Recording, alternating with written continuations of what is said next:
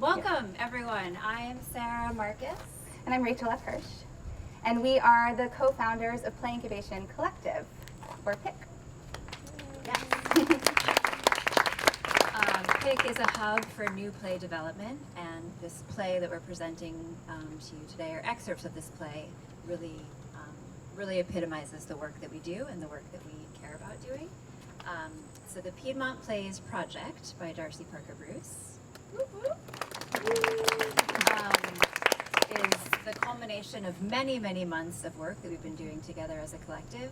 And what you'll be seeing today, this is a 4-play cycle. This is a pretty massive, amazing play that Darcy is working on. And what you'll be seeing today are excerpts from that cycle. So you'll be seeing a piece from each of the 4 plays. And the pieces that you'll be seeing today are new and have been being rewritten over the course of our time together. And so aside from yesterday's audience, you are the first people ever to be seeing these scenes live at all. And you're also, I think, the first people to be attending a performance in the parking lot of 33 Holly Street. Yeah. So that's extra exciting. And probably the first people to attend a performance next to a shipping container. Lots of in firsts. General. But it works. So a little bit about how this project came to be. I was fortunate to meet Darcy a number of years ago when I was auditing a playwriting class at Smith. And I was immediately taken with their work. It was unlike anything I'd ever heard before. And us other fellow students got to volunteer to read in the plays of whoever was presenting 5 minutes of a piece that day. And I always try to get into Darcy's. And flash forward a little bit, I got to play Ben, who I'm playing today, in the first ever reading of The Place That Made You. And it was just one of the greatest theatrical, it was just a reading, but it was one of the greatest theatrical experiences I had ever had the pleasure to participate in. And when Sarah and I wanted to gather people together to start reading through new works, we immediately thought about Darcy. And so that same play, The Place That Made You, was the first ever gathering that we had as a collective. And so here we are, flash forward a little bit more, that was 2 years ago that we first gathered, and here we are presenting our first ever live in-person presentation of any piece of works in progress. So this is a real full circle moment for us. And I just wanted to say, because of the pandemic, we've actually all been rehearsing this for the better part of a year on Zoom exclusively, and only met in person for the first time 4 days ago. Wow. On Wednesday here. And 3 of our actors traveled in from New York, and so we actually have never even met each other in real life until 4 days ago, 3 days ago, whatever it is now. So you're seeing something that really was a labor of love that we all worked very, very hard to put together. And I just want to say, in case everybody back there can hear us, that I'm really thankful to all of you for coming along for this crazy journey with us. So thankful. And thank you to Darcy for trusting us with your work. So because you are only going to be seeing excerpts of the play and you're not going to get to enter fully the world of these plays, we've provided a lot of helpful notes for you in your program. So please take some time. You can see the list of characters. You can see who's a ghost and who's not a ghost. We also have a series of family trees that are really helpful, that can let you know how all these characters are connected to each other. And you also can see there's a QR code if you want to scan that and read the bios of all the cast members. And there's a lot more information on our website about how to get involved with PIC if you're an artist, or how to support us, and how to stay up to date on all that we're doing in the future. And by purchasing a ticket and being here, you'll all receive a link to the recording that we're making of this performance, along with the post-show discussions, and that will be available sometime in the next week or so.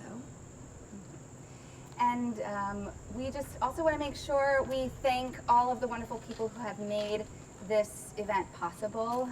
We had some wonderful grants and funders.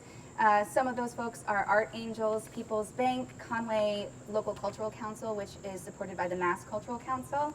Transit Authority figures, DeLapp Real Estate, and Northampton Open Media, who lent us all of our sound equipment just for free because they're awesome. So a special thanks to them. We also had a number of wonderful and generous contributors to our GoFundMe and Fractured Atlas campaigns. Some of those folks are listed on your program. And we wanted to give a special shout out, two special shout outs. One to Northampton Center for the Arts for making it possible for us to do this weird thing of putting on theater in this parking lot.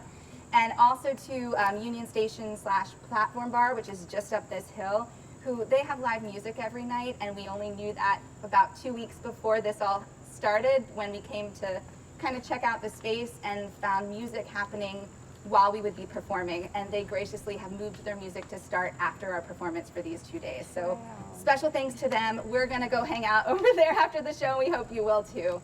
And thank you to all of you for being here and for supporting this new project.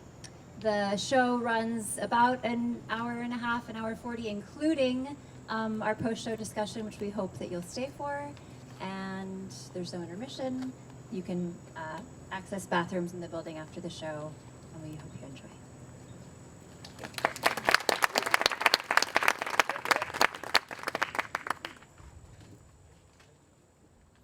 Hello, hello. My name is Samir. Say it with me. Samir.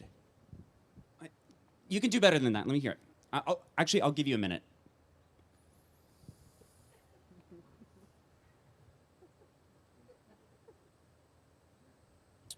All right, I'll say it again for you. All right, Samir. Notice where oh, yeah. Oh, let me hear it. Ah, better. All right, awesome. Well, okay, cool. So my name is Samir, and I'm your spirit guide for this journey we're taking. This is my iced coffee. I'm going to need it because we have a lot of ground to cover, and you all look pretty new. And what I mean when I say that is that I know this story like the back of my hand, and you all look nice, calm, and respectable. And very few of you look like you've ever even seen a ghost. So I think I have my work cut out for me. Even fewer of you look like you're full of ghosts. So if the people full of ghosts need coffee, we'll have a break later on. So just hang tight. You're doing great. So my name is Samir. And not only am I full of ghosts, I was actually raised by ghosts. So that's cool. You know, I actually went to school with a diversity scholarship on that one. So it's good for me, you know. I'm from a small town called Piedmont. And before that, I was from Syria. We're about to head to a small bar in Halep, where a group of friends of mine are about to meet for the first time at a gay bar on the occupied side of Syria, or Halep, as we'll call her here. Please keep your arms and your legs inside the moving vehicle at all times. We're going to go to a lot of times and places, and we're going to move very quickly. Please turn off your cell phones, unwrap your loud candies, hang on to your butts. Enjoy the show.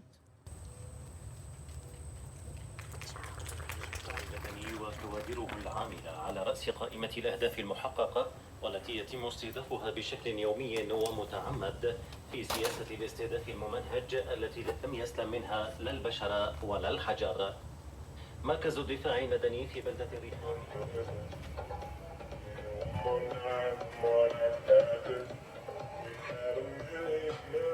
You come out much?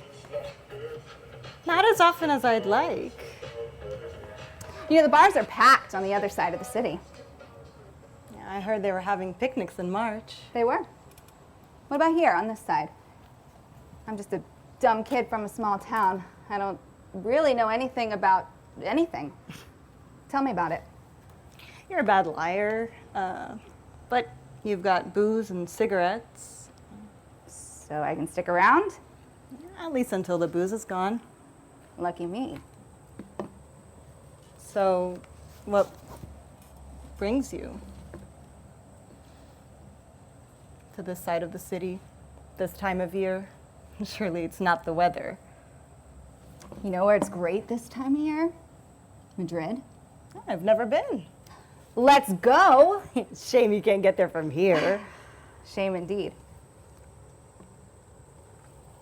So what brings you? Family matters. Top secret? I'm an open book. No secrets here. Let me guess.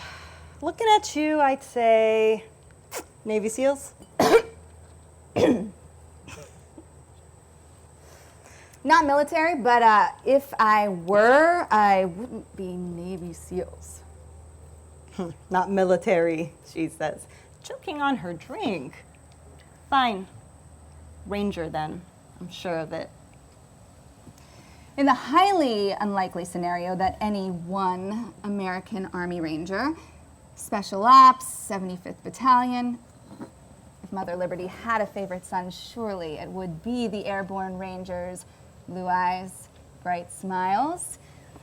In the highly unlikely scenario that any one American Army Ranger might be on this side of the city, I highly doubt they would find their way into this bar, Basement. this lovely basement.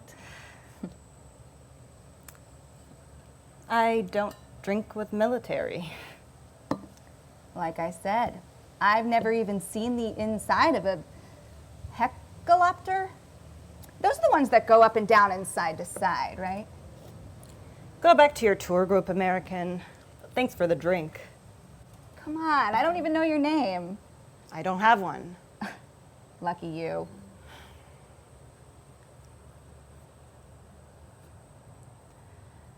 Go away.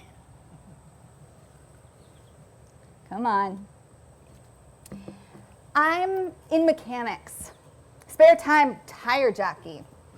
You got nothing to worry about, not from me. Come on. Tell me your name.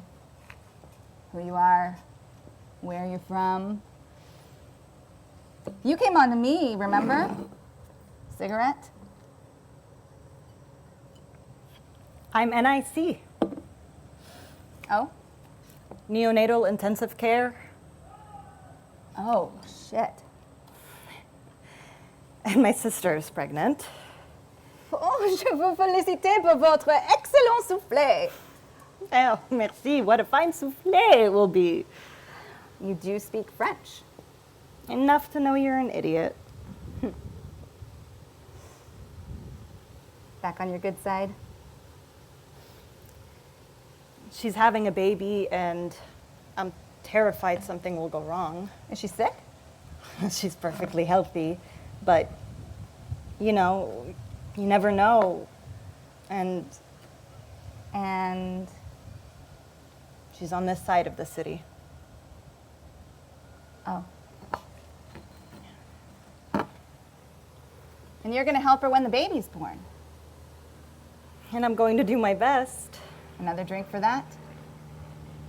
Another drink for that.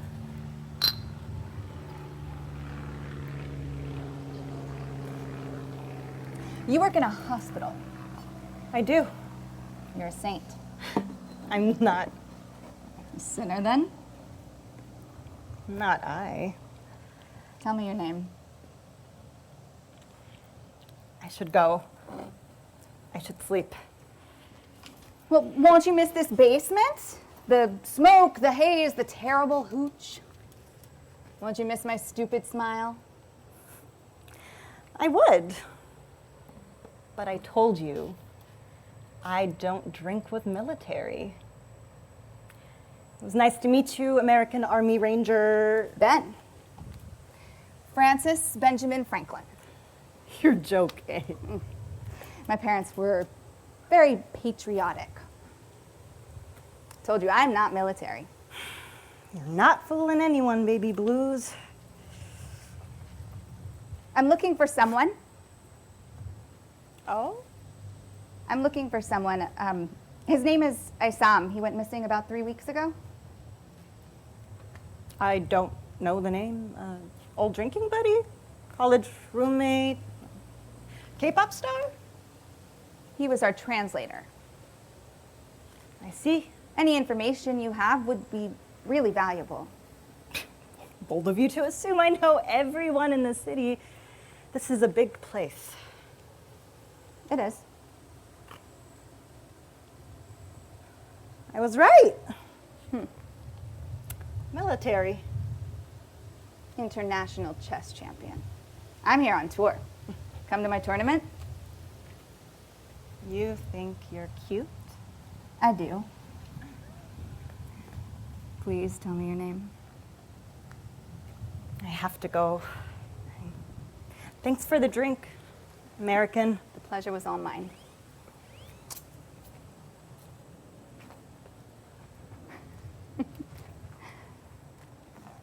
Can I have your number?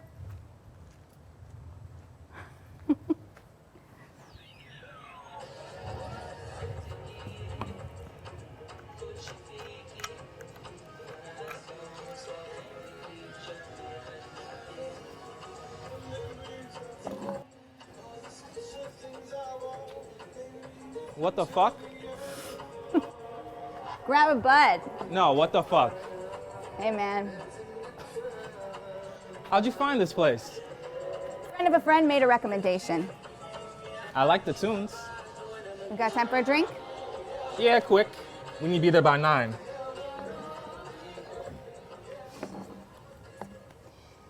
Any word? Nothing. I don't think. 3 weeks. I know. I might have a lead. I'm not sure. Oh? It's nothing really, just a feeling. You meet someone new? All the time. How's Lexi? We just FaceTime. Isn't it like 3 a.m.?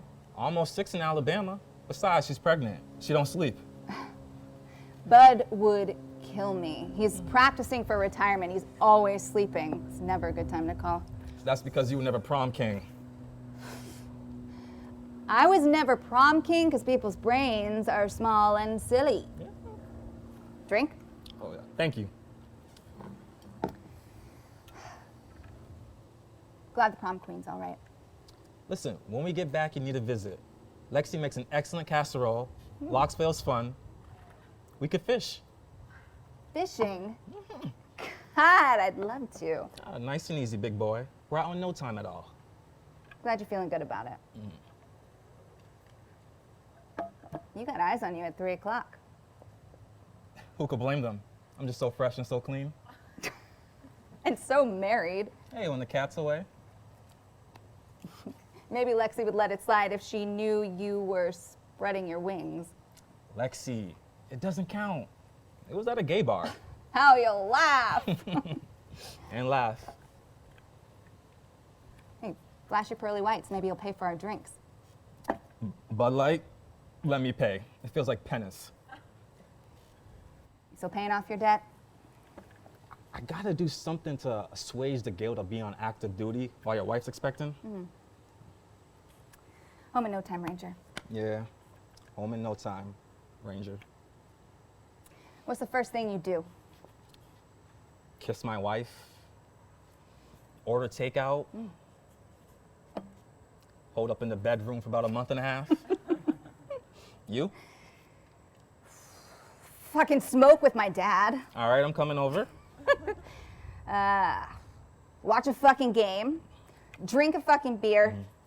Not Bud Light. See my friends. Go to church like I mean it. Amen. Sleep for 20 fucking years. Amen. Then what? Then what? I have a kid. Cheers. And you? I don't know. Maybe one of these days. I'll grow up. Cheers. Oh, it's just almost 9. Gazpachos? Yeah, desserts, here we come.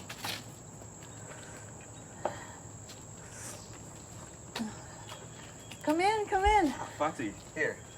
Lexi sends me with these. What are prenatals? Thank you. Of course. Sit, sit. I'll bring out dessert. Oh, not too loud. My sister's sleeping. Your sister? Yeah, she's been staying here for the past few weeks. Since.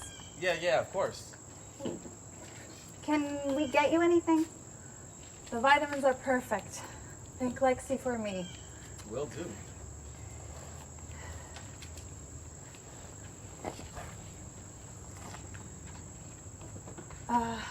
Coffee? At this hour? Only if it's mostly dairy. I'm out of cream, but I can offer you some very fine powdered creamer. Sounds great. None for me. Thank you. I can't get anything I want right now, so you'll forgive me for getting a little creative with the ingredients. I took everything good from the bakery a while ago. There's nothing good left anywhere. Fati, you didn't have to make anything. I have to do something with myself or I'll go out of my mind. Let me bake. I can't work right now. Have to keep at it or I'll get rusty. You'll be back to work before you know it. I certainly hope so. The coffee's almost done. Hey, Fati, what's your sister's name?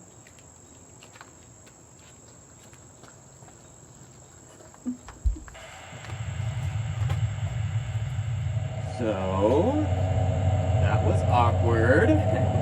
Love it. So you just met some of my favorite ghosts. That was Ben, the American Army Ranger, and Amar, my aunt. Isn't she great? No, I mean, really, grow up with her. I love her. She terrifies me. So anyways, my family and Ben's family met because our nations, remember nation states? What a trip, right? Anyways, the usual. America starts a war, they leave, they come back, they leave, they come back, they leave, they come back, ad infinitum, extremist regimes, resources, citizen casualties. So Ben and my aunt met in this gay bar in Haleb. At this time, I'm just a seed in my mother's womb. They meet, they hate one another, they fall in love. The usual. They have a lot in common, which is to say, they are deeply different. But they're both looking for my bio dad, Essam. Which leads them back to the apartment Auntie Amar shares with my mother, Fatih, which introduces you to Connor. They have a pretty good time until the bombs strike. Oh, this seems like a good time to remind you that you have been provided with a family tree. So if you're feeling all at sea, just take a peek. So they meet, they fall in love. You didn't see it, but it happened. And then the bombs fell. After that,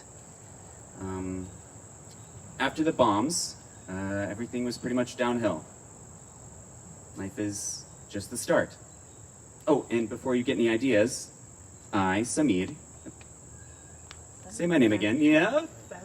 We're ready.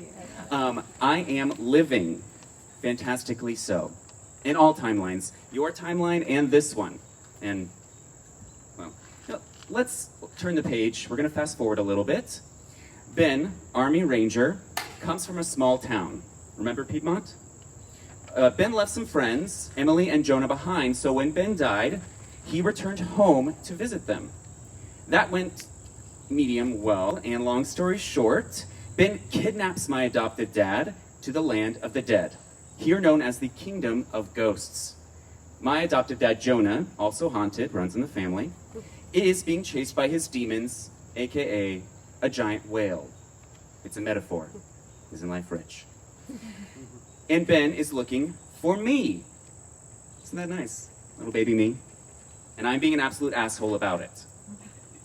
Ben has just kidnapped Jonah into the realm of the ghost. Jonah is like super bummed because the love of his life, Emily, has just turned him away again. Love, so complicated. So Ben does what any good friend would do. He takes Jonah out for a couple of drinks. Anyway, fathoms above and depths below, ready or not, here we go.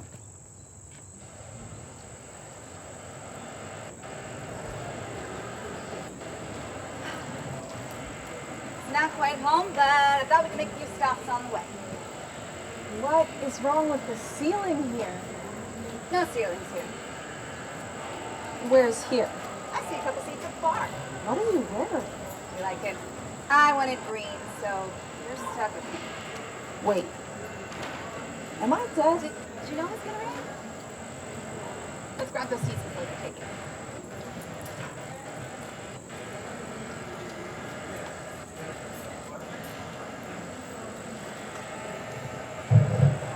So, what do you think?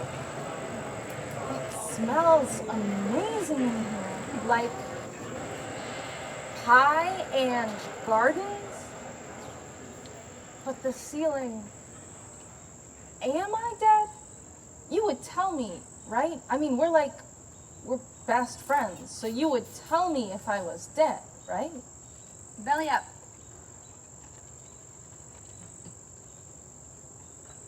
Gross! What is that? How special. Capri Sun. You're toasted. Sober up. So, is this where you've been? Big hotel lobbies, fancy bars, sipping on grade school drinks and watching it rain?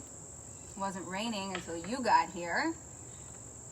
No, I don't know. I keep seeing. Maybe I do need something stronger. She sent me away again, Ben. For good this time.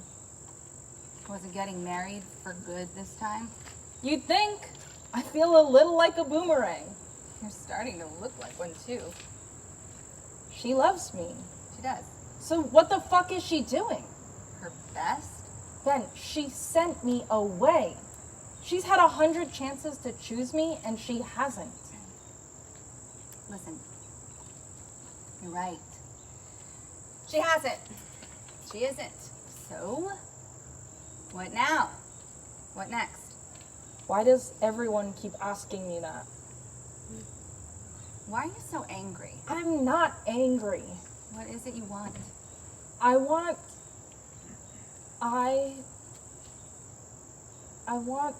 to feel like I belong somewhere. I want to let someone into my life, and I want to know they're going to stay. I don't know, I want dance parties and drugs and disco balls. I want to smoke until sunrise. I want to be gentle with someone because I trust them enough to be gentle with me. I want really good sex and a heater that works like all the time. I want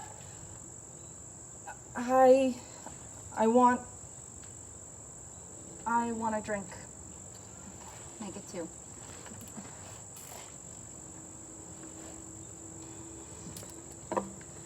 An old friend. Me or that drink? I don't discriminate. It's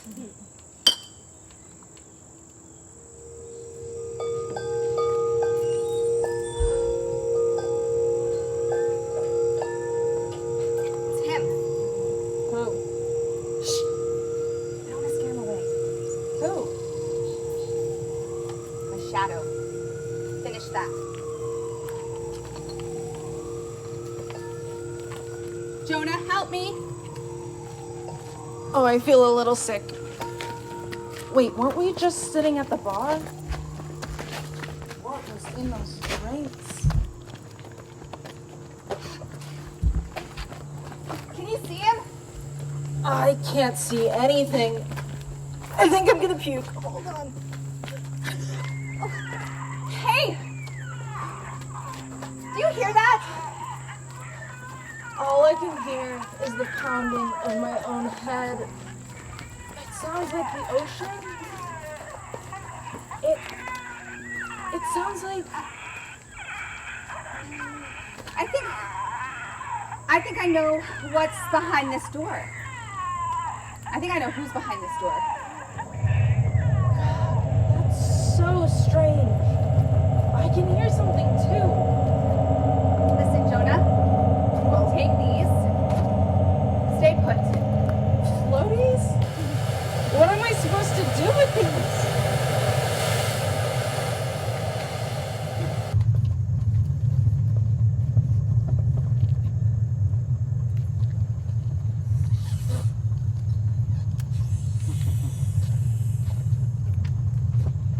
Shit.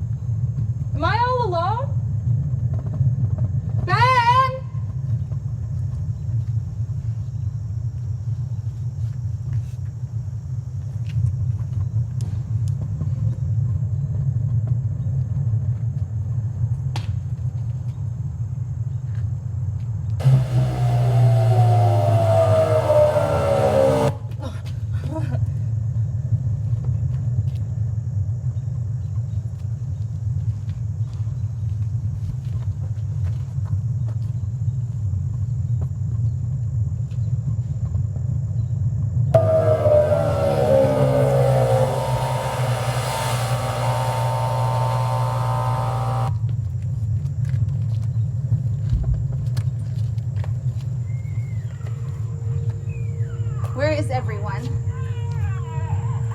Why am I all alone?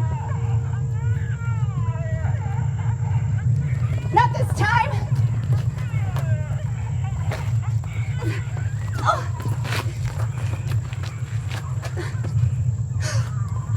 Now I'll never find it! Never, never, never, never! Shit!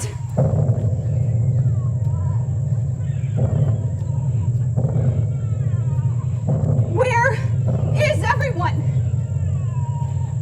Connor? Fatih? Ahmad, I could really use a cigarette. God, Samir, would you just please shut up?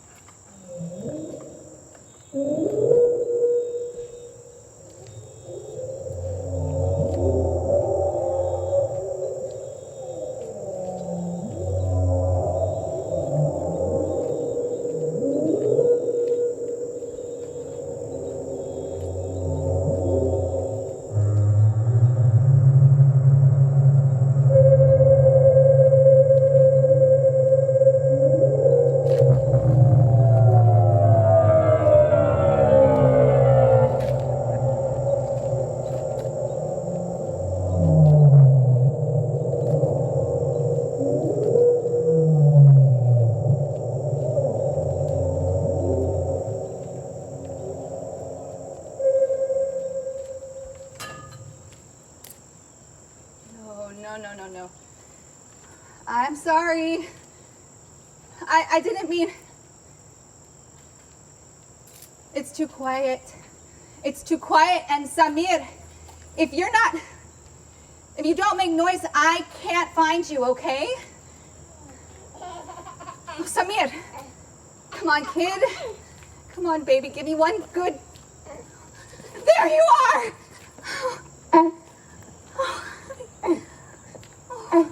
Where's your mother? Where's Connor? Where's...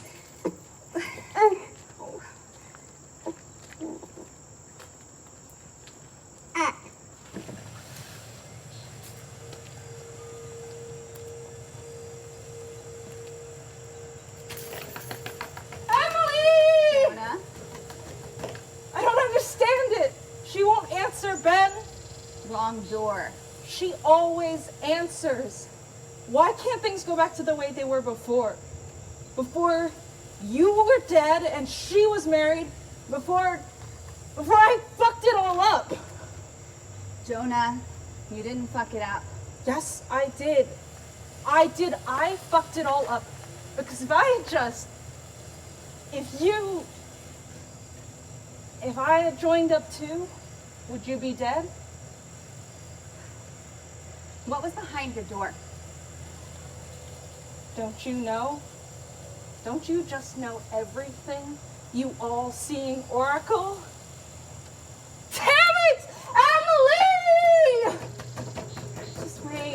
Just wait until you see what's coming next. Just wait until you see how it all plays out. I've had enough. Get away from me, man. I have a baby here.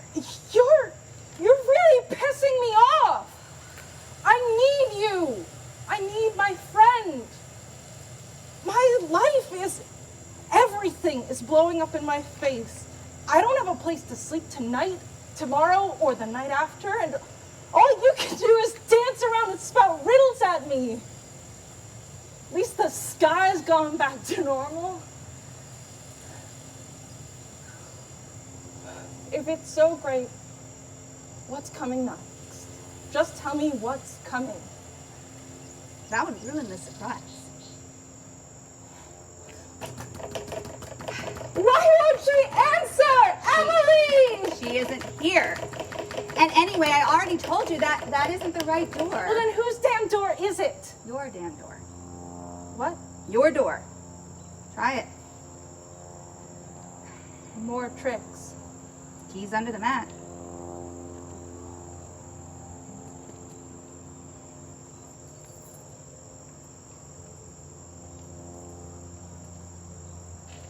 Why do I feel like you're about to leave again? You're not the reason I'm dead, okay, Jonah? Let that go. And stop drinking. I mean, listen, I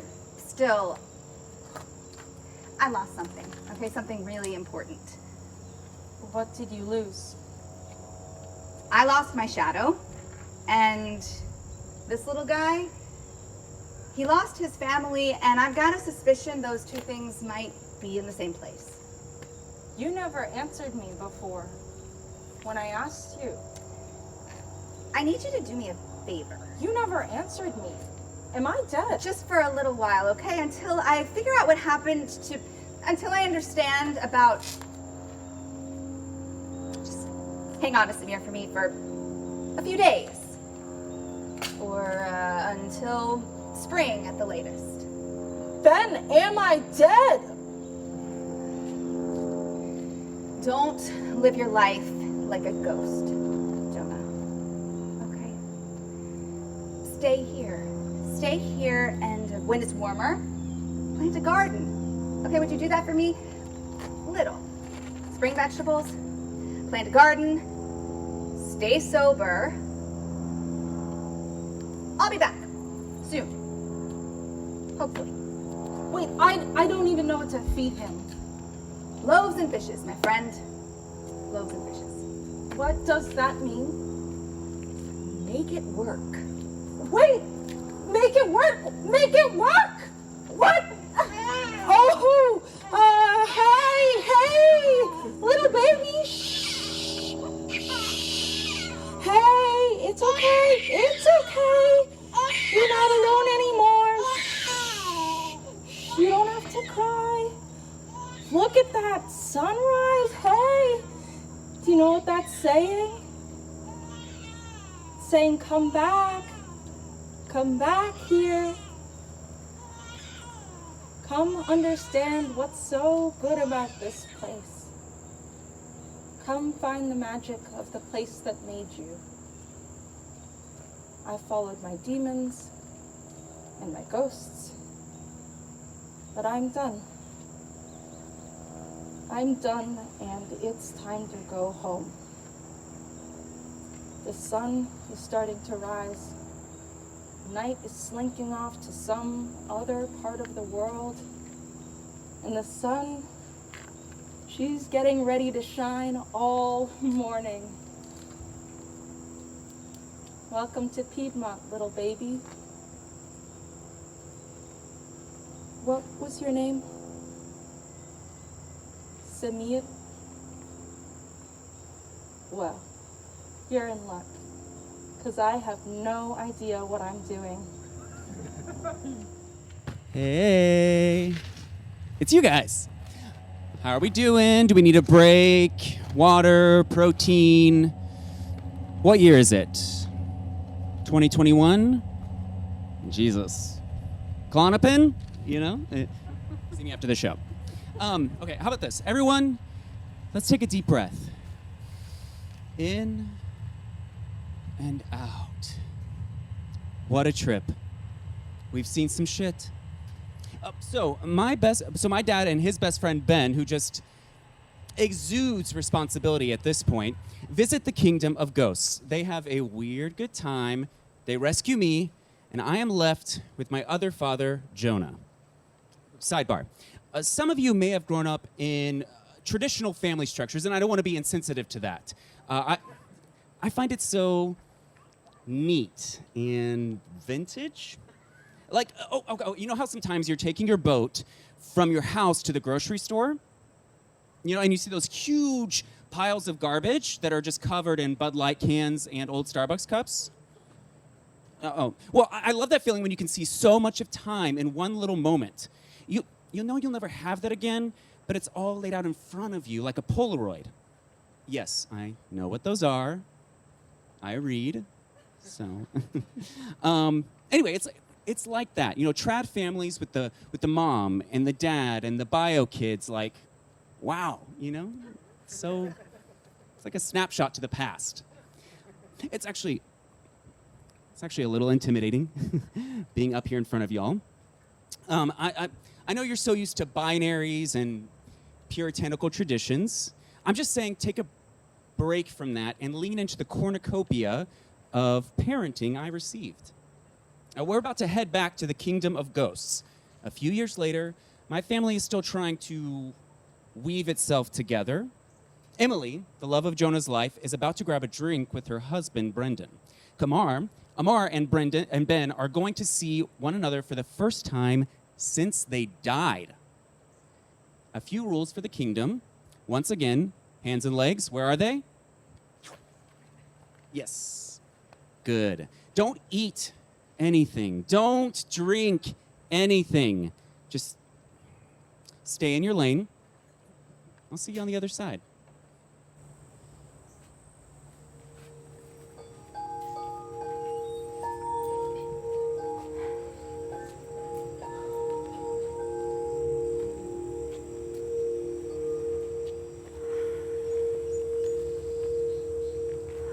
Home, Ben. I need to go home. Just one quick drink and then you can. Fathoms above and depths below. Ready or not. Here I go. See you on the other side. On the other side of what? Of all of it, I guess.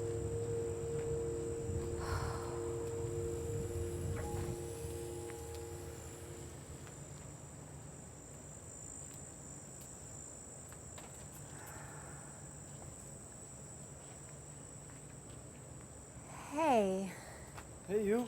I've been waiting a long time. I can only imagine. What are you doing here?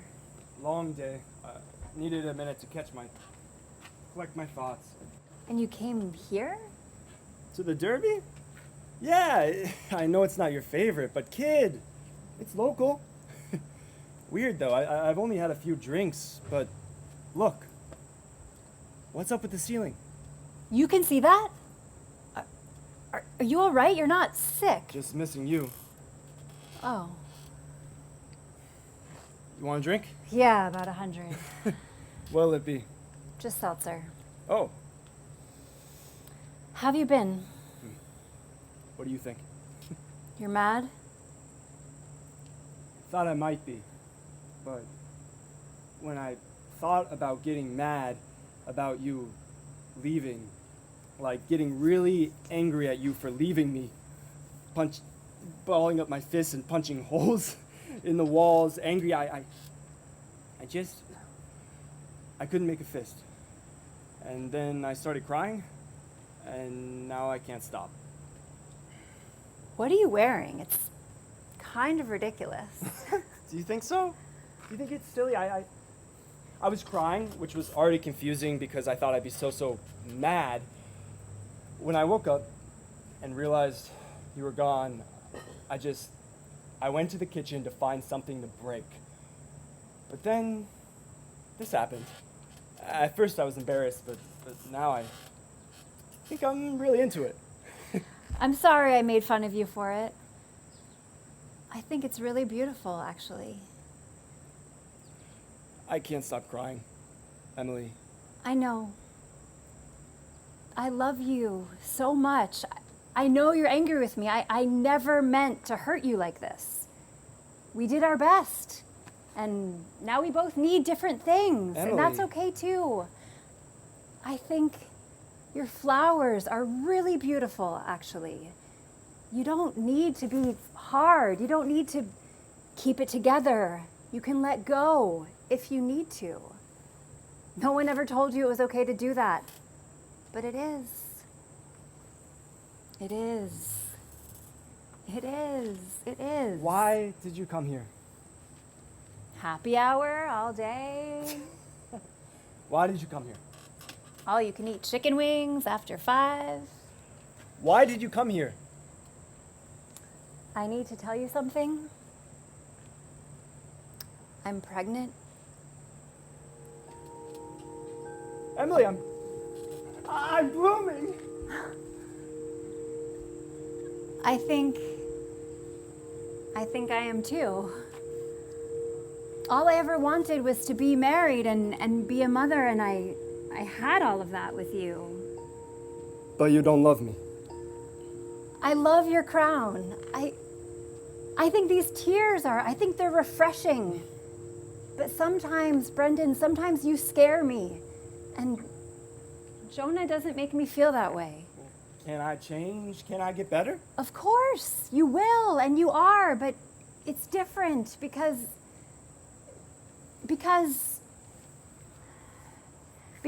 being with you is killing me, and it's not your fault. It's not your fault at all. But the truth is, I'm not myself when I'm not with Jonah, and if I'm not myself, I'm a ghost. What if you stay here with me in this bar and we never go home?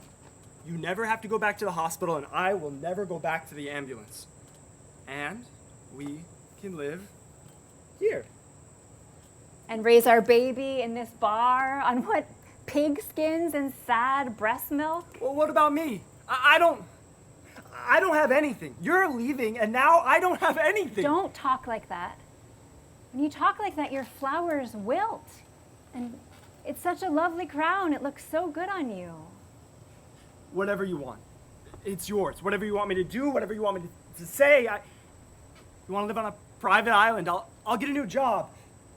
You want diamonds and diapers and dandelions. I'm your guy. Do you want me to plant you a garden? People are so greedy, Brendan. We want too much. What's wrong with that? It's never enough. I can plant you a garden. I can build you a greenhouse. Emily, I will fight the moon if you want me to. Just say so. Brendan. It's over. I like your flowers. Do you think you'll keep them? I don't know. Well, I hope you do. But I'm a hero. You are. And so are you. You don't think you are, but it's true. I don't regret it, you know. You don't mean that. I do, actually. People forget. Icarus also flew. I won't miss you. Don't kill your flowers with lies. I'll miss you more than any words can say. Oh, why do I have such a thing for drama queens? Brendan, I'll see you soon. This is our baby. You and me, ours. You and me and everyone we've ever known, ours. Big family. Thank God. Listen, finish your drink, then go straight home, okay? Don't talk to anyone else. Don't eat anything. Don't let yourself get distracted. Emily. I have to go. Don't look back. It's too late. Jonah! Jonah! It's not what it looks like. Really? Because it looks a lot like you're sitting here holding a 40 with a diaper bag on your lap. Okay, so it's exactly what it looks like. But in my defense, I haven't opened it. You can check. It's not even cracked. Don't hand it to me either. I'll drink it myself. Pour it out. I'll just hold on to it for later. Fine. I'll take it.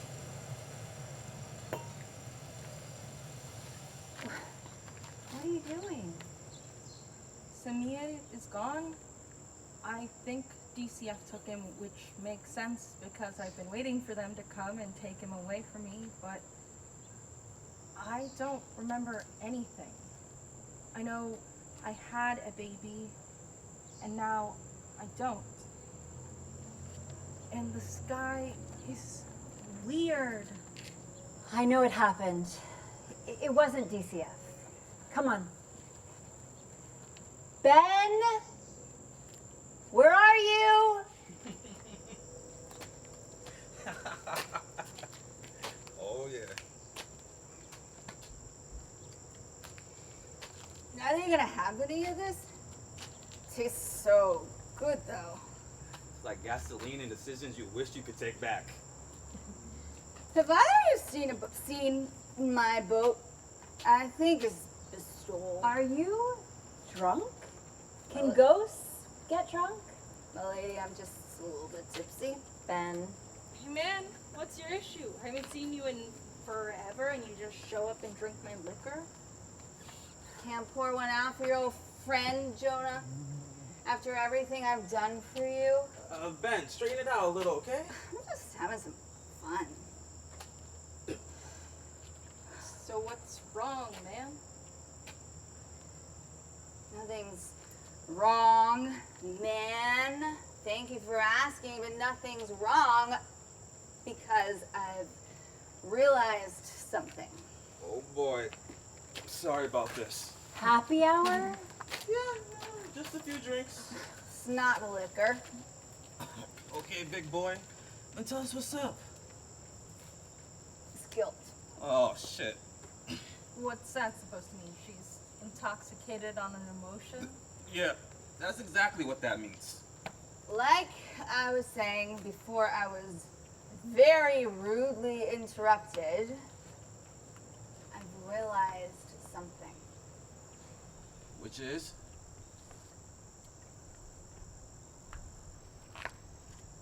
We've been lied to. Yeah, buddy.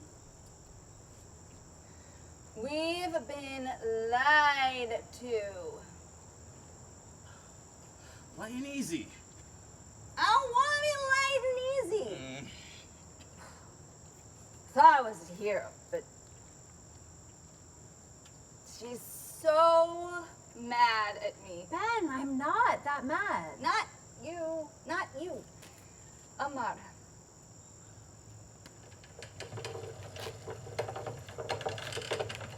Is that the boat? My lady returns! Fati! And Samir! Oh, there it is. There's no idea. Just hold on, Ranger, hold on. Have another drink. Amar, Fatme, over here. There was a storm. Why are you yelling? We're right here. There was a storm. We were blown off course. Patty wanted some tomatoes, and I know Jonah planted them, and I couldn't see where we were going. And listen, Ben, I'm still mad at you.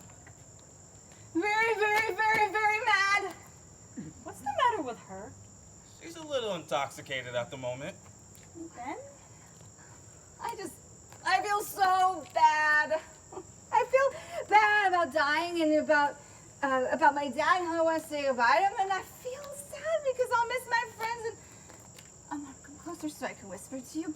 I feel really badly about taking your sister's baby. Would you please apologize for me? Did you just ask me to apologize to my sister for you? See, the thing is, it was a little bit of a mistake because Fati told me to, and also I didn't realize how much time had passed, and where you were was also something I did not know. Amar, Ben, you said Americans think we're so funny, and you said Americans think everything is just a big joke. And you also said that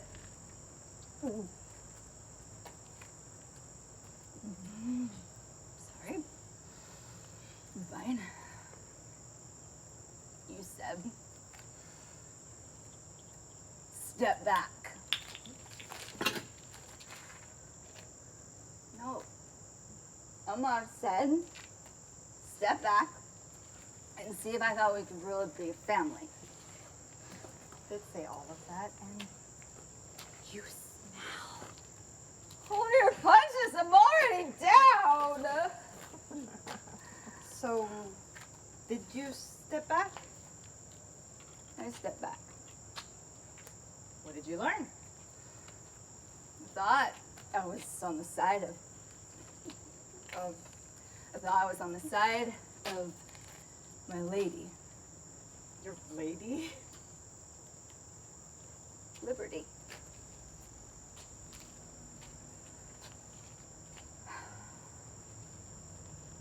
I now know I do not know her. Ben, it's all right. You didn't do anything wrong. I did not. there was another bomb coming. I told you to take Samir. It was the right thing to do.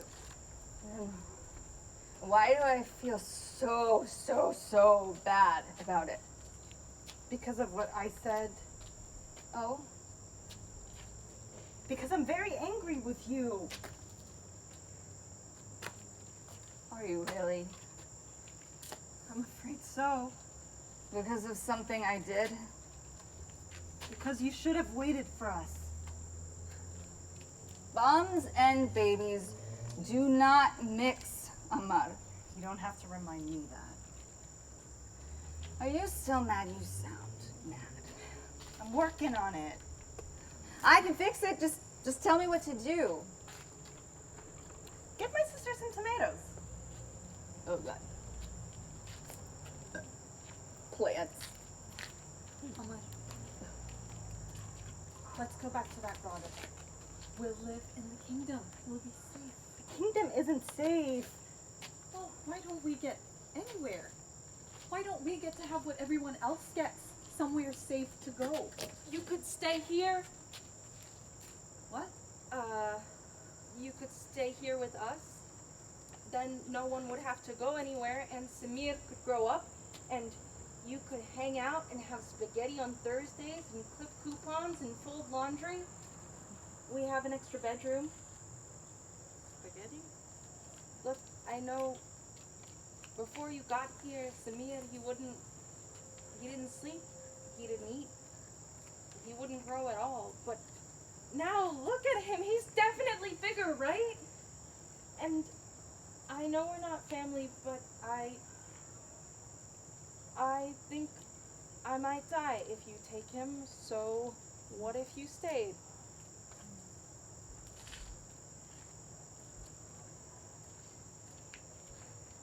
Here? In your pancake house? Pancake boy? You don't have to keep, my name is Jonah in case you didn't. Mama, what do you think? I don't know, Fatih. I don't have all the answers. What do you want? I want to hold my son. I want to sing to him. I want to be somewhere quiet.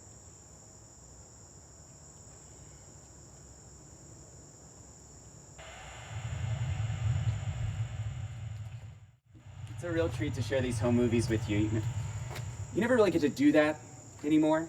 You know, my timeline is 40 years in the future. We're actually heading there next. Everyone there is so obsessed with success and with survival and just establishing a baseline for humanity after the flood that we don't really, never really get to do the whole sit around and share home movies thing. So this is so good. Let's just take a minute. Let's just appreciate one another.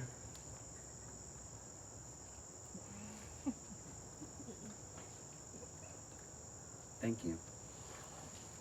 Of course, in 2021, you don't have space pirates, so you're hardly living. You know. Okay, but this is the last one. 40 years ago, in the kingdom of ghosts, my family wove itself together. For a little while, my mommy Fatih raised me and my brother there. My brother's name is Ben. You may notice some similarities. We're going to head back to the kingdom, Ben and I. Our budget's a little tight, so we're gonna play all the roles in this one. I know you can keep up, but if you have any questions, just jot them down and you can ask us after the show. All right, let's dive back in.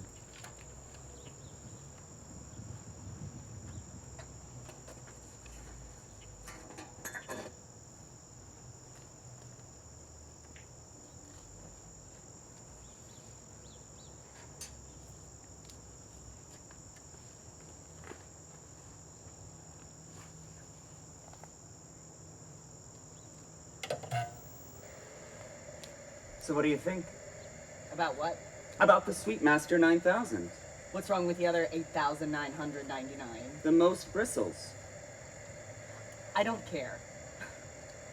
I have the worst headache. You should care. This is nice. What I'm doing for you, this is a nice thing. What's nice? Feeding me drinks in the lobby? Where's that music coming I from? was just trying to help make your job easier. What do you know about politics? You work in sales. Hang on a second, would you?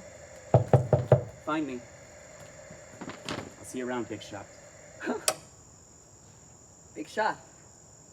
She thinks I'm cute.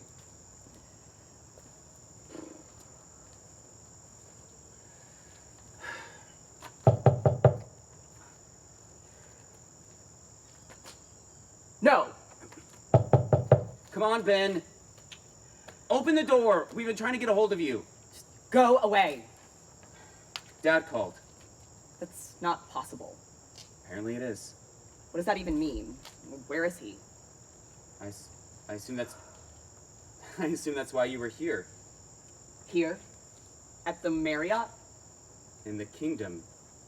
Ben, do you know where you are? Well, I don't know, okay? I just woke up here. Where's here? At the Marriott. Does anyone else know you're here? How did you find me? I saw you getting on the elevator in the lobby. Are you all right? Your eyes are glassy. Don't look at my... Why are you looking at my eyes? I'm fine, I'm tired, I haven't been sleeping, I've been worried. About Dad. Yeah, What did you take? I'm fine. You're not fine. Samir! You're messed up, Ben. I used my drink tickets. It's a holiday. Come on, stop sulking. There's coffee in the lobby. You need to sober up and help me. Find Dad. Yes. Who's been missing for 31 years. He's not missing. Yeah, who walked out on us when we were 9. I'm gonna play you the message. I don't care. He could drown out there. You don't mean that.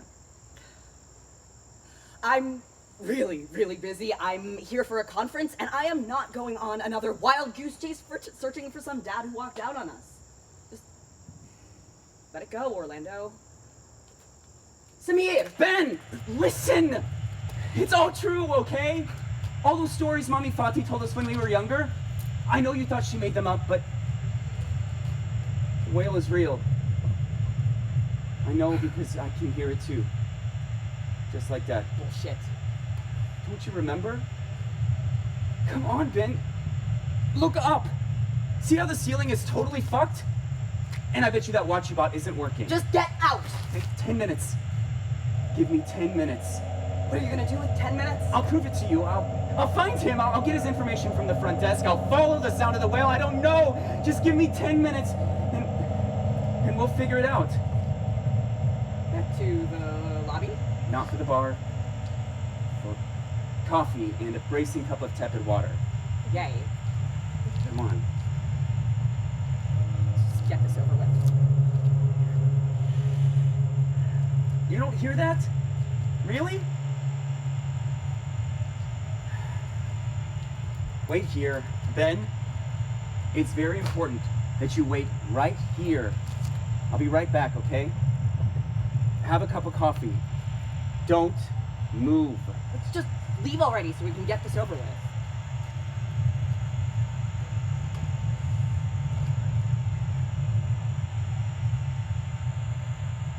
Hello again. Oh. Hey. You're everywhere, aren't you? I like to make myself useful. Coffee? Yes, please. You, got anything to spice it up? Being useful keeps me busy. Sure. Wouldn't you agree? Absolutely. How do you keep busy? Baby, I'm a politician. It's my job to keep busy for the people. And how do you do that? You know, the usual. Campaigning, working on my smile. And did you always want to work for the people? Ever since I was a little kid. All your dreams came true then. Yes. Well then, you're quite lucky. But it can get stressful, you know. I certainly do. Which is why I always have treats on hand. I've got your back. Goddess.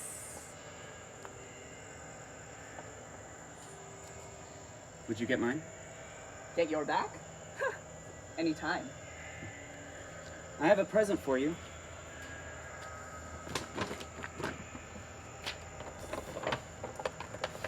Open it. Open it. This is. Go on, hold everything up. Yeah. Okay, a pair of overalls.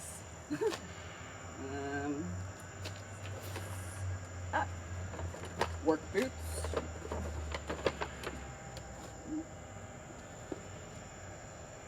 Oh, hey. The Sweetmaster 9000. The most bristles. Put on the overalls. You're a little kinky. Put on the overalls. Yes, ma'am.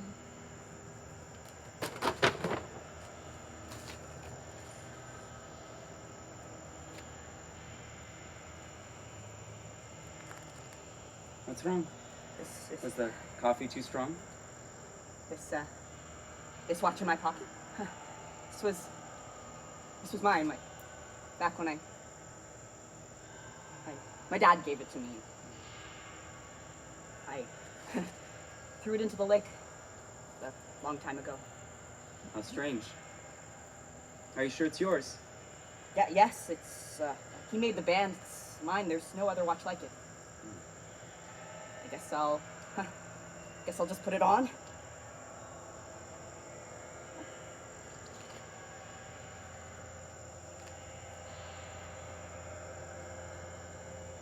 Looks like it was made for you. Okay. Do a spin. So, So, what time is it? 7:35. AM or PM? It's awfully dark. AM or PM? AM, I guess. Hey, what time is it really? It must be late. It's so dark. We've been having some trouble with our flues. Your flues? For our chimneys. And that's why it gets so dark? The flues are all backed up, you see. And since they're all backed up, the sun sets, but she can't rise. You're losing me. What's in that coffee? When the sun sets, she dims, like the hearth fire at the end of the day. But because the flues are all backed up, she sets. She can't rise. Can't rise, eh? And that's why it's so dark.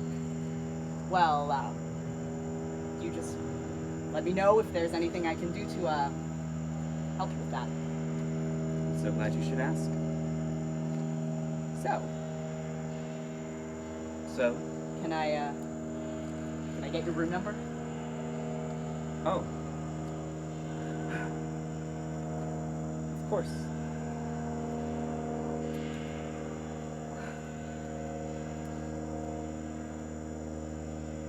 You give me the chills. Just you wait. When are you free? Give me 10 minutes. I'll give you whatever you want. 10 minutes. Go now. You can let yourself in. Don't forget your brush. And then, Yes. you probably already know this, given your line of work, but when you find the sun, don't get too close. Wow, so cryptic.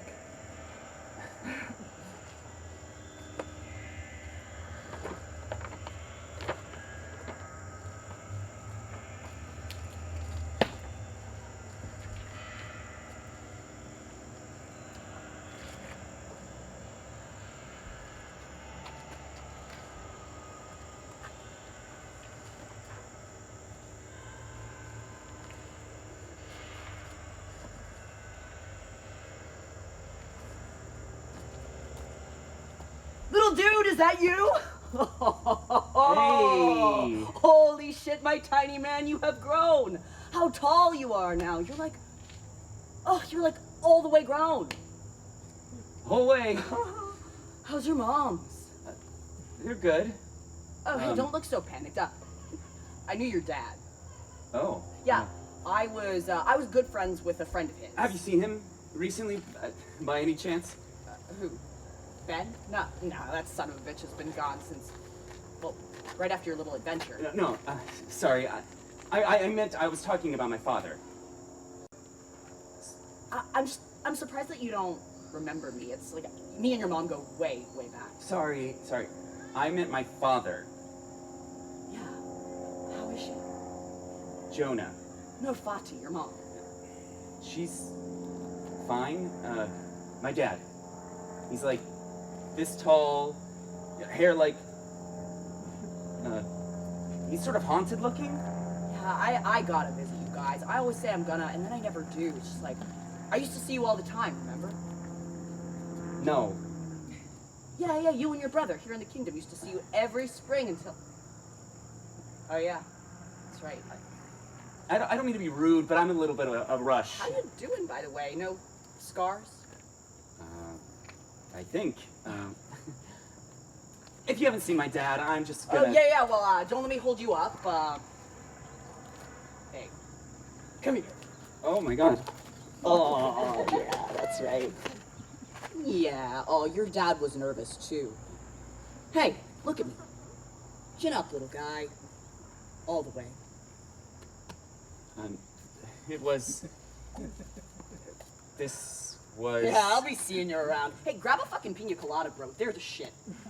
You look like you could use one. Hey. Tell your mom I say hi. Tell her the cute ranger says hey. She'll know what I mean. And, make her tell you a story about me. Promise? I promise.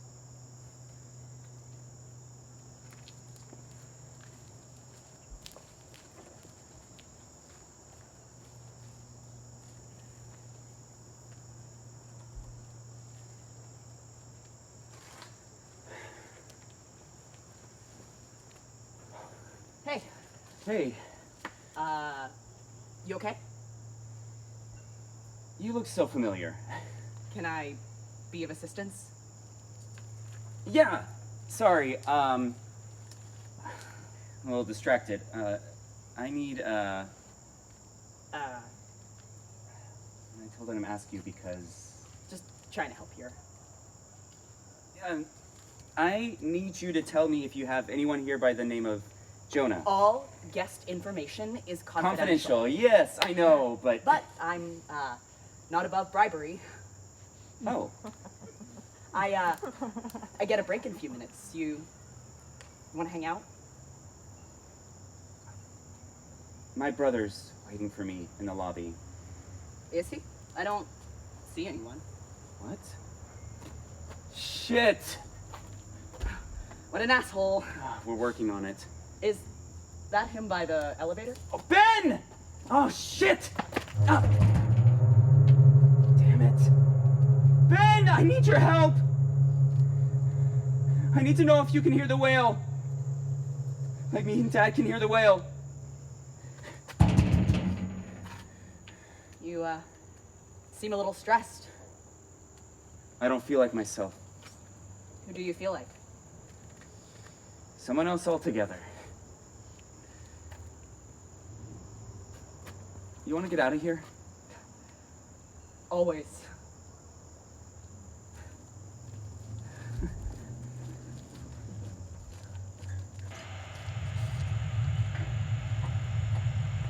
That's it. That's our show tonight.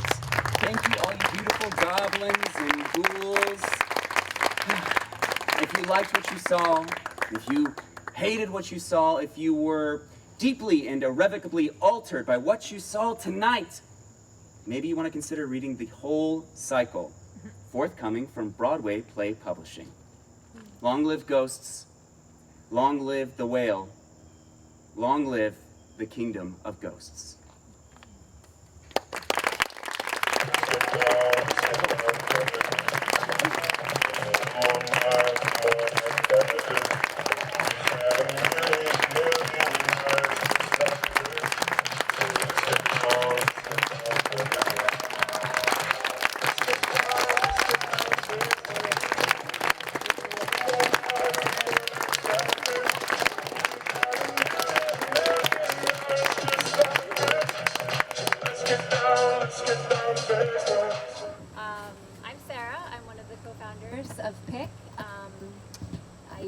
Pronouns, and I'm a theater artist and educator here in North End.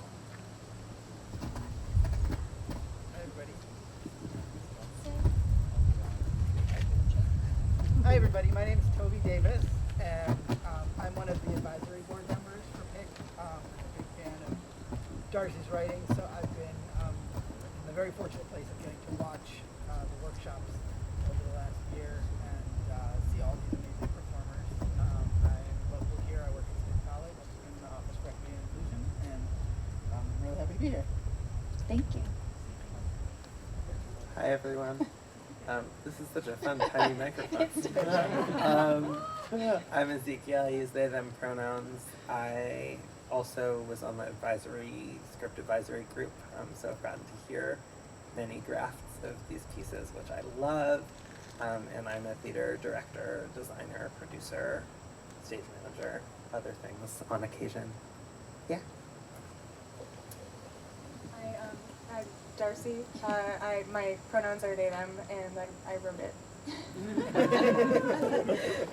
Hi, my name is Lamat Homaisi. I use she, they pronouns. You'll see it as she, her in the program for a reason. Some of us have to think about what we put out there and what goes permanently online. So I am a performer, writer, and theater educator, and I played the role of Amar. Hi, I'm Kat or Milo. I use they, them pronouns.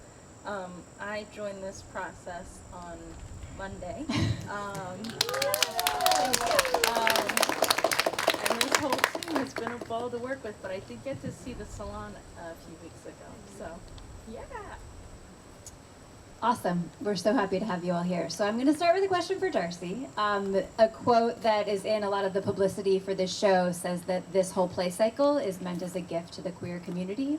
And if you could just speak a moment about that choice of what kind of, what made you feel like you wanted to go in that direction with this play. Thank you. Thank you for asking that question. I don't know, I can never tell with a mic. I was at Lambda a couple years ago, which is this queer writers conference cross genre, and we had a mentor, Mfuniso Dofia, who's also a playwright, and has worked on cycles of work, and she asked us to think about how our work could be a gift to our communities.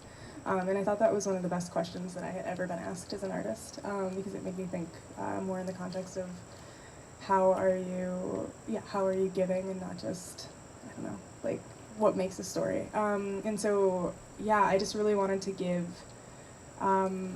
like a lot of gifts to queer people.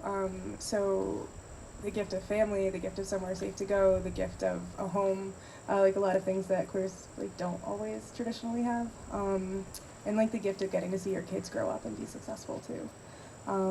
So I thank Mfuniso for that. But yeah, I like the idea of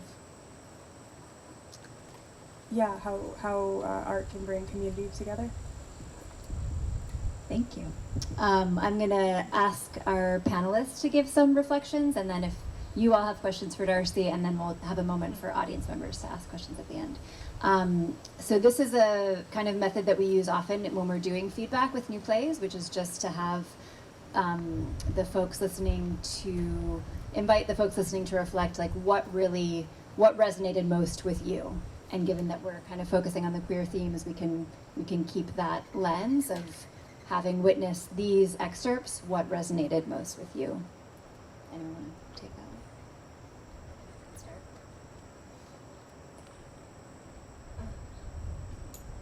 So what resonated most with us, and what was the first part of the question? Do you mind repeating? Focusing on the queer themes of the play, what resonated most with you as a performer, but also in reading the plays. You can talk about that. I think I have an answer. So Darcy and I actually met in 2018 when the first part that you saw is an excerpt from Soldier Poet, and at the time, was it just Soldier Poet? It was just Soldier Poet. It was just Soldier Poet. So it was then expanded into a 4-play cycle. So I was introduced to the story as the first chapter of it. So when I'm going to ask my question first, and then because I don't want to forget it, is when did you expand, or what prompted that?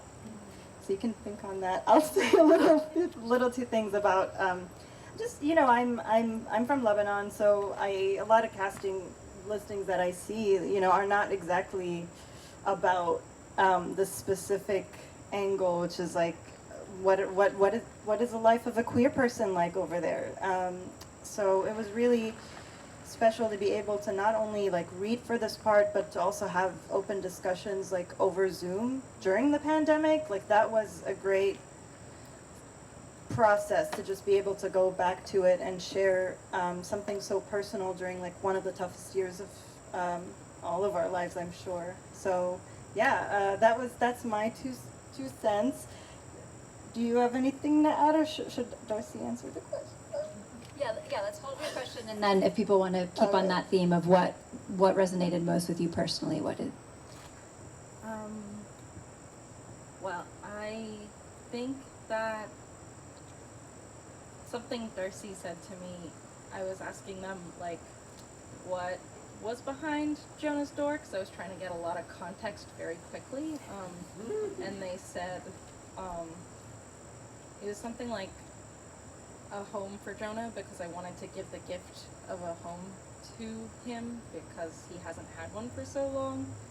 And then just like the little, like the home we sort of get to peek into of his like little queer family, like with a little garden, is like the gay dream I am like getting close to and like reaching for, and like getting out of like sort of Jonah's arc of like trying to pull out of like bad patterns and like try to build something and grow things, and using like nature as a way to like help grow is what resonates with me. Thank you. I have a couple of thoughts.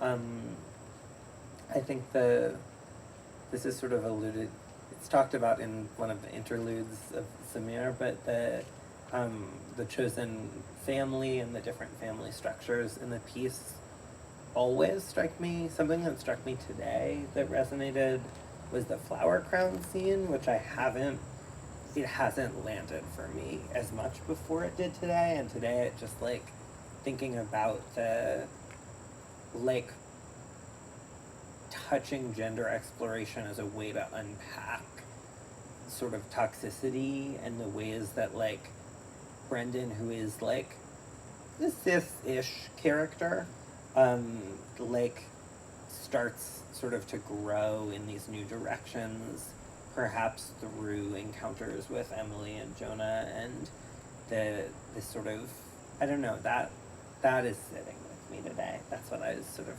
something that resonated today that hadn't before in the same way, so that was really exciting. One of the things that really hit me today is just the way, Darcy, that you just like you play with and you break down all these barriers, right? So we've got, you know, it's like not only does a chosen family transcend, you know, sort of trad fam structures, but like it doesn't matter if you're alive to be part of the family, right? It's like the way that, you know, ghosts are present, and then I feel like today I finally got why there are only 2 actors in the last play, and it's because it's like, yeah, like, and you don't even need to have the same bodies playing the same characters anymore. Like it's all just like it's there, and it is like, I think to me one of the most beautiful things about being queer is the way that we like create our own reality for ourselves and for each other, and so that's really what I saw in that breaking down and building up piece. Thank you for all of that. All right, now we'll let the panel ask Darcy questions. So, back to Lama. So Darcy, you started out with Soldier Poet, and then now we're at a 4-play cycle. How, why, when, etc. Thank you for asking that question. I wrote Place That Made You like a year after Soldier Poet. I had no intention for this to become as long as it is. I couldn't stop writing. I just got really obsessed with these characters. I wrote Place, and then I was like, this play it's not related. And I think a lot of other people who are smarter than me were like, it's actually, it's a cycle of plays, which I didn't know was a thing that you could do. So then I was like, all right.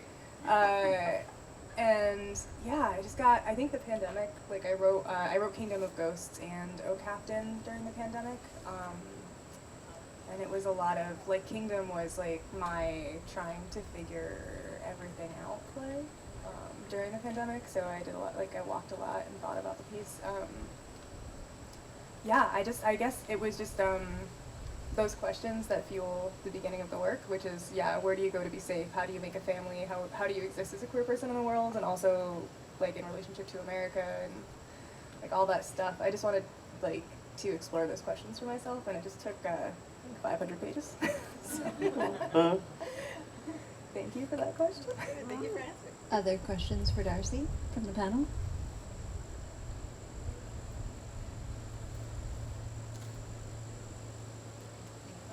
So we'll take a few minutes to open it up to the audience. If you have questions for any of the people up here, or if you want to offer your own reflections of anything that really struck you or resonated with you tonight. If someone asks a question, can you just repeat it so everyone? Sure, yeah. Yes, Wynn, go ahead. Is there like a vision for what the ceiling actually looks like, or is it just supposed to be kind of fucked up all the time?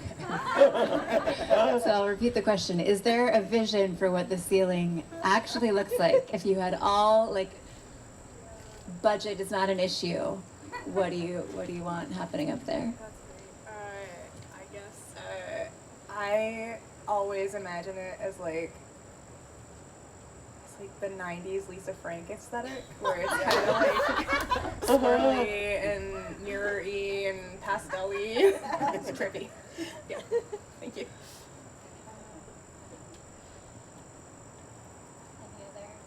Any other audience members? Yeah, these are great. Informative. Well, we hope you'll continue thinking about the questions and buy the play when it's available to be published, and keep in touch with PIC, and tell your friends to come tomorrow, because we have one more show at 5 and we'd love to have as many people as possible know about it. I can't hear you. We're swimming. That's what I thought. I did.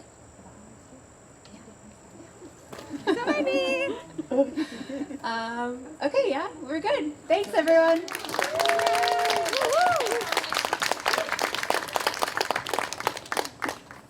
So I will. Oh, and we have one more microphone. Yeah, that was coming over. Okay, so we'll pass the microphone down. So we'll take a moment just to introduce ourselves. You can say your name. You can say your pronouns if you'd like to. You can say the role that you have in the play or your role in the community. And then we'll just have some space to chat with Darcy and talk a little bit about the themes of the play. Specifically, for those of you who don't know what Jewish Family Service of Western Mass does, one of the things they do is resettle new Americans here. It's a big part of their program. And we are going to touch on some of the themes in the play that talk about the search for home and how that is relevant to the people here today. So I'll start, and then we'll just kind of go down the row and give just brief introductions. I'm Sarah, as I said before. I'm the co-founder of Play Incubation Collective, and I'm a theater artist and educator here in Northampton. Hi, everybody. My name is also Sarah. Sarah Bedford. I'm the New American Program Director with Jewish Family Service in Springfield, Mass. And I'm here as an admirer for the work and to talk about the New American Program and how it intersects with the themes in the play. We're so grateful to be here. Hi, my name is Kulud Mahmoud. I am the refugees here in the United States, and I'm working with the teams here to tell them what's happening in the Syria. Thank you. And we're so grateful to Halud for being here as part of this process. When we first sort of began working on this, and we were working with our director, Jen, the first play takes place in Syria, and Jen said it would be really, really helpful to have some more background about Syria, and we're so thankful to Sarah to connect us with Halud, who was so gracious with your time and talking to us. Hi everyone, my name is Maria. I'm an actor and I'm originally from Lebanon. Came here in 2018 to study acting and now I'm here. Happy to be here. Thank you everyone for coming. Hi.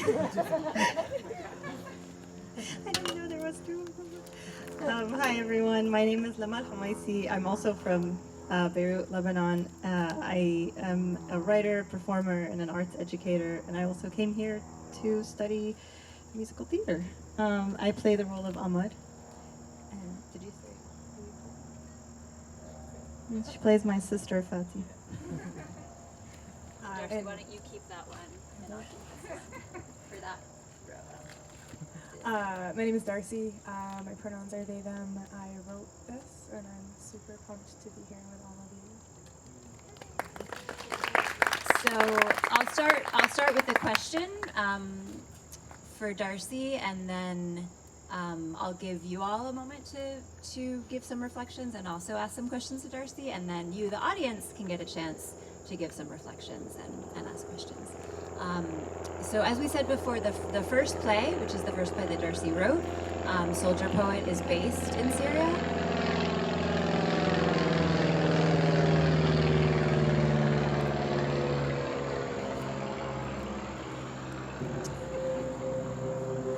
And I wanted to ask Darcy, what kind of sparked your interest in writing a play that was based in Syria? Thank you for that question. Can everyone hear me? Is this working? I wrote the first draft of Soldier Poet in 2016, towards the end of the summer when we were starting to get a lot of news about, in particular, bombings of Syrian hospitals. And so that news was coming in. I had just listened to a Radiolab episode talking about the history of chemical warfare, which made me think about a lot, and then found out that a lot of the barrel bombs in Syria were deploying the same gas that they were speaking of in this Radiolab episode. And then in addition to that, I think I was just really interested in figuring out that line. Like, so they weren't actually telling us in 2016 that we had boots on the ground in Syria, that Americans were involved. And I was just really, I guess, fascinated with this, how America disseminates news and kind of the truths we tell about our role. So I really wanted to investigate what it meant to be an American involved in foreign crisis. Thank you. And I want to give some folks on the panel a chance just to reflect, if you'd like to, if there was anything that particularly kind of resonated or struck you watching these plays today or reading them. I will do my best. So I've been working in refugee resettlement for about 15 years, and so, you know, when you mentioned 2016, it was a for many reasons it was a moment, 2016, but we had a huge response from American communities with seeing the images of Syria and the images of sort of waves of asylum seekers in Europe, and I talk to refugee families, you know, daily as part of my job. New American families. We like to, you know, our program is called the New American Program, and the search for home is kind of a sort of theme, a daily theme for me. And I think the moment that stood out in the play for me was when the intersections, the names, sometimes I would have to look at my program. But the woman with the baby, you were asked, Fatih was asked, what do you want to do now? And she said, you know, I want to hold my baby. I want to I just want to be here holding my baby. And I think, you know, I asked a lot of people, what do you want to do now? You know, that you're here, or that this has happened, or you're resettled, or you're in college, or you're in school now. And a lot of the response sometimes is just I just want to be here. I want to be safe. I want to be I want to be living a life, free from what happened before. And I think that was the moment for me in the play that really hit home. Thank you so much for that. Halud, if you want to share anything that really struck you from the play, or that resonated with you. Yeah, the same thing when the sister together, to connecting to save together, and when the party save her baby, because it's so scared when the mom scared about her kids, and when we come here, it's so nice when we come here and we find this safe place, and safe place for the kids, and because it's so generous when you think about the family, and when you see the kids, when you hear the bomb, how they scared, how they fared, how they connection, we live here for years, just my kids, they have the background about the bomb. Sometimes in the dream, and when they sleep, they get up and they have the back dreams in the bombs. It's so nice to be in the safe place for the kids. Thank you for that. If you want to offer, reflections of what, if anything, new is resonating for you. I mean, I didn't live through the Syrian war, and that's why I was knowing that Khulud was out there in the audience today. I'm like, oh my God, I hope I don't embarrass myself. But being from Lebanon, we are neighboring countries. We share a lot. We're very similar, and we've also had our shares of wars. The older generations have lived through civil wars that I've heard about, but I've never felt like I was in the middle of it. Fatma's character, I think even more recently has resonated with me more, especially when she says the line, I can't get anything I want right now from the bakery. This is normal life for many people right now. Lebanon is going through a very, very dark time. There are fuel shortages, food shortages, lines just to get bread. And that line, I think, really hit me because a lot of people have been through that and know what that is like yeah. In Syria and from Lebanon, the Syria, they have the same situation now. They can't get the bread, they can't get food for the kids and for the family, because all the borders closed now, because they have the wars come back now again, and they can't get the flour to make the bread for the family, and it's very scared. They have 1 week without bread, and it's so scared for the kids, because the younger people can stay without food for 1 week, maybe 2 days, because it's can used to it. Just the kids, they can, because it's still young. They can understand how to live without food, or how they can understand when they say we don't have bread, or we can't get the bread, we can't buy a bread, because they don't understand what that meaning. Because the kids, when they go to store buy bread for us, that's why we have what happened, because they don't understand. If you go to the store, we don't have bread.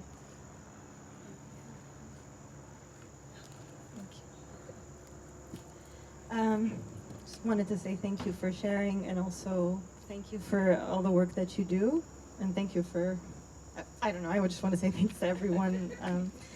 I want to just, reiterate what Maria said about, I'm also from Lebanon. I haven't lived the Syrian war. We've had, shorter wars, or kind of bombs or explosions happen. So if I may just talk a little bit about, when it comes to children, I feel like if your parents are the ones that you look into their eyes, and you grow up learning that they can protect you no matter what. So it is, something breaks when even a parent can't guarantee that.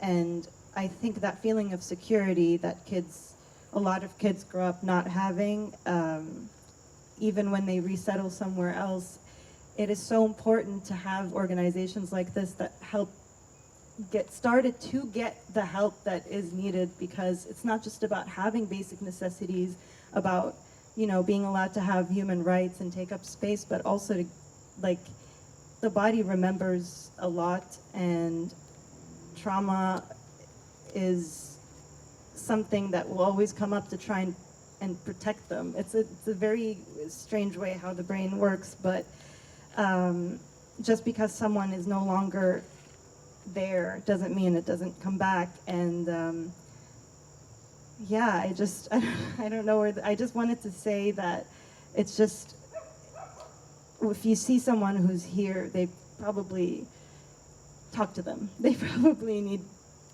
more uplifting. Sorry, I'm shaking.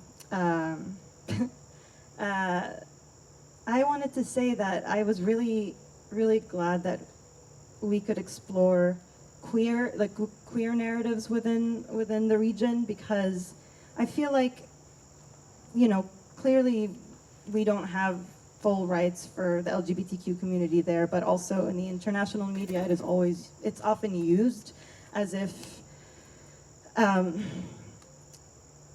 it's the way.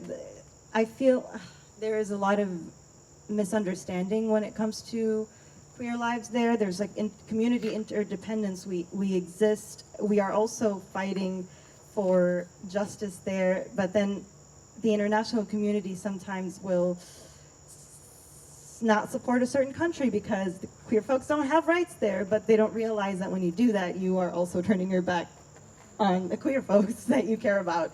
So it sounds a little simplified when I say it like that, but connection is such an important thing, communication, and just, sorry this isn't cohesive, but it's a lot, and I'm like fighting back tears, so this is just as much as I can. It's gonna go better than that. Thank you all for sharing those reflections. We want to give a little bit of time to our audience. If you have any questions for any of the folks up here on the panel, or it's also an opportunity for you if you want to offer a reflection of something that really is sitting with you or struck you from today. You can just speak and I'll repeat your question so we can all hear.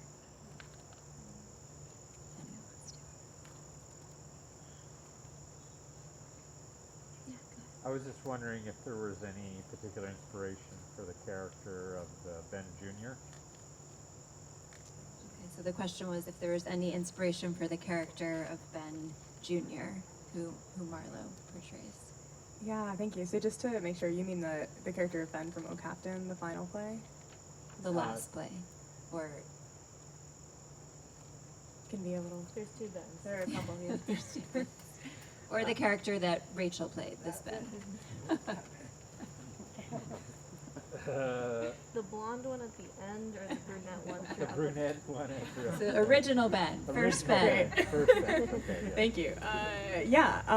Actually, so Ben is inspired by a lot of different things, but in particular, my brother, whose name is also Ben, and you don't see it in this sampling, but Ben has a big chest scar from having had heart surgery. So, and my brother also had open heart surgery when he was 4, and then later when he was 19.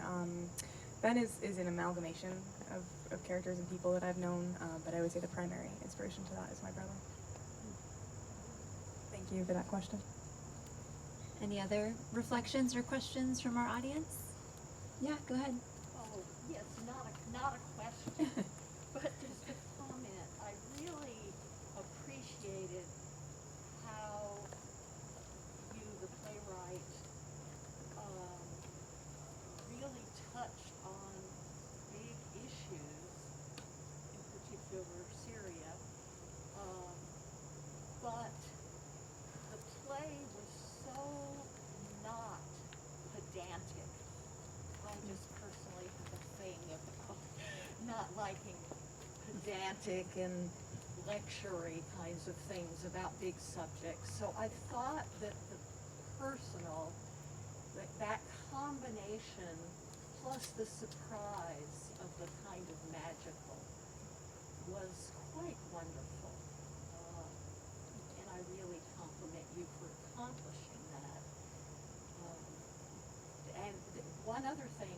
PIC is just a word, is that it's just a feeling I got from the various scenes, and part of this was the acting, I think, but it was certainly written this way, is that there was a gentleness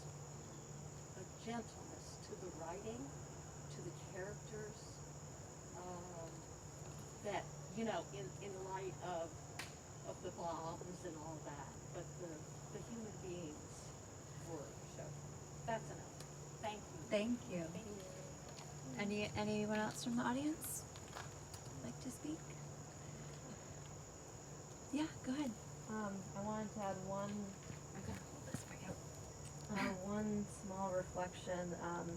I'm here because I know the sound designer, and I noticed how the planes kept humming and how there's outside noise that comes in, and that's very interesting with outdoor theater. And then my question is, so, you know, a lot of traumatic stuff comes up in this play, and I'm curious, what are some tactics or techniques you all do to keep yourself safe during that? Because you're confronting this material, you're speaking these words, and that can be a lot, and, you know, trauma is something that's always in us, so I'm curious, what techniques do you use to help keep yourself safe to continue the process and be healthy? That's a great question. Thank you so much for that question. There are some, I can't remember the name of it specifically, but there are tapping techniques that you can do when you're backstage. So specifically, or like humming, there's different things that can calm down the vagus nerve, which is where the pacemaker goes on. So that kind of can stand, and someone knows you and that you trust them.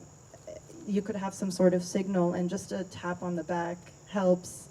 Also, the balls that you use to sort of roll out muscles, those are great to have under your feet sometimes, just to help you with grounding. And always rooting yourself, because dissociation lifts you up. So if you're able to remember gravity and sort of referencing is the last thing I'll talk about. Sorry, not referencing.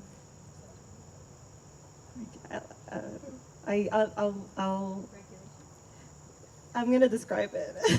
So basically, if a feeling comes up, it's your nervous system's way of trying to warn you that I see some signs that this is the danger you've been in before. Your intellect will say, no, I'm gonna play, it's fine. So it's okay I had to shift my relationship with my survival, because I used to get angry because I didn't want to experience what I was experiencing, and I wanted to focus. But the more I fought it, the more it tried to get my attention, right? Like, it just kept coming up. So if you just thank you for trying to warn me. I'm actually okay. This is just the set, and a plane happens to come by. I'm in America. I'm not there. And you can just, resourcing is the word. You resource it. It sounds silly, but it really, I sensed it myself, and I invite anyone to try it. You don't have to have trauma. We have the same body, same brains. Some of them are just more vigilant than others. So resourcing is basically saying, thank you. If it's okay, I've got this. Could you just go over here? And you just pick a corner, a chair, but somewhere. That way you're not asking it to go away completely. You're just telling it to pause so you can drive the vehicle. But yeah, a book that I love, love, love, and it's just so informative, The Body Keeps the Score by Dr. Van der Kolk. And actually, the Brookline Trauma Center, I'm not sure if it's still open because of the pandemic, but they used to have a lot of yoga for folks who, I had a lot of trouble doing any activity that's supposed to calm someone down and center and ground them. So they have yoga that's specifically for trauma survivors because they know that stuff comes up. So everything is built with the things that I was just saying. So there are small modifications. It might feel like you can't have normal things, but it's just little tweaks that can help ground us. Sorry this was long, but I love talking about this. Well, we'll end there. I want to really express my gratitude to all these folks on the panel for all that you shared. Thank you, audience, for being here with us. If you want to learn more about JFS and the New Americans program, you can look them up. They do really great work. And thank you. That's all.